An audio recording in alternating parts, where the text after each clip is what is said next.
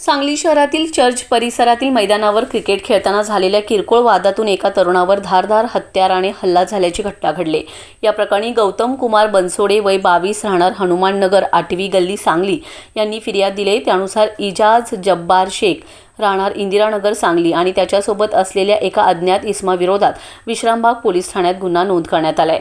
पोलिसांनी दिलेल्या माहितीनुसार सोमवारी 4 मे 2026 रोजी सायंकाळी 8:30च्या सुमारास सांगली चर्चच्या पाठीमागील मैदानावर फिर्यादी आणि आरोपी क्रिकेट खेळण्यासाठी गेले होते। दोघांची पूर्वीपासून ओळख असून ते नेहमी त्या मैदानावर क्रिकेट खेळत असत। दरम्यान चेष्टा मस्करी करताना दोघांमध्ये वाद निर्माण झालाय।